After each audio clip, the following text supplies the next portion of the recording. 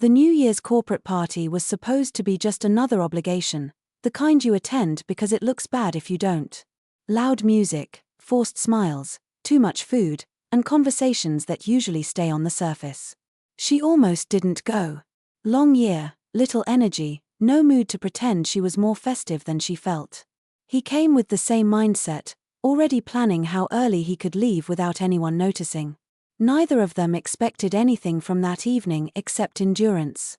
They noticed each other by accident, standing near the same table, both clearly avoiding the dance floor. A shared eye roll when the boss grabbed the microphone was enough to break the ice. They laughed quietly, exchanging a few sarcastic comments that felt dangerously honest for a work event.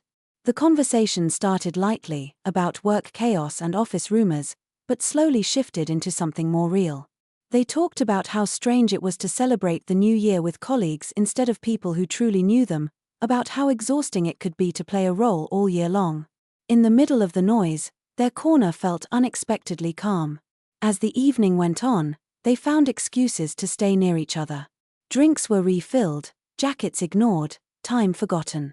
She was surprised by how easy it felt to talk to him without filtering every thought. He noticed how different she seemed once she stopped being professional and became simply herself. When the countdown began, they stood side by side, glasses raised, surrounded by cheering co-workers, yet oddly disconnected from the crowd. At midnight, when everyone hugged whoever was closest, their hug lingered a second longer than necessary. Not dramatic, not obvious, but full of possibility. Later, as people slowly left and the party lost its energy, they stepped outside together. Cold air hit their faces, clearing the noise from their heads. They stood there, unsure what came next, neither wanting the night to end but both aware that workday rules would return soon. He asked if she wanted to grab coffee sometime, not tomorrow, not with pressure, just soon. She smiled and said yes, surprised at how much she meant it. That corporate party became the story they would tell later, laughing at how something so impersonal turned into the beginning of something real. Sometimes, the best connections start where you least expect them, in places meant for pretending, when two people finally decide to be honest instead. The days after the party felt oddly brighter, even though nothing had officially changed. They returned to their desks, to emails and meetings, to the familiar rhythm of work, but now there were glances across the room that carried memory and anticipation. Small smiles replaced neutral expressions, and passing each other in the hallway felt charged in a quiet, controlled way. They didn't rush to label anything.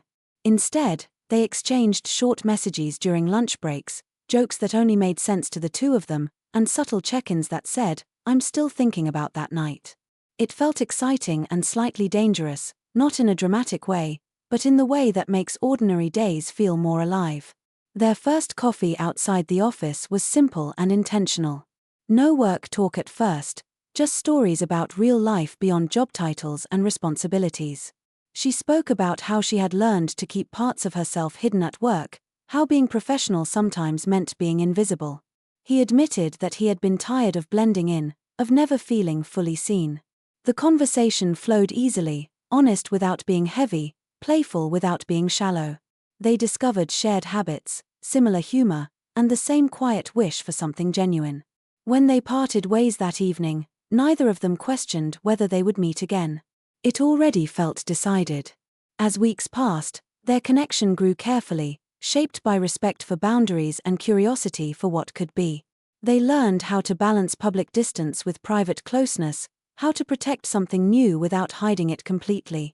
There were moments of hesitation, of wondering whether mixing work and feelings was wise, but those doubts softened every time they chose communication over assumption. What started at a loud, impersonal party evolved into something steady and intentional, built from shared understanding rather than impulse. Looking back, they realized how close they had been to missing each other entirely.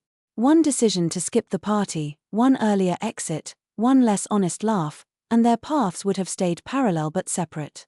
Instead, they found connection in the most unexpected place, proving that even in rooms full of pretending, two people can recognize something real. And as the new year unfolded, they carried that certainty with them, knowing that the best beginnings often arrive quietly, disguised as just another night you almost didn't attend.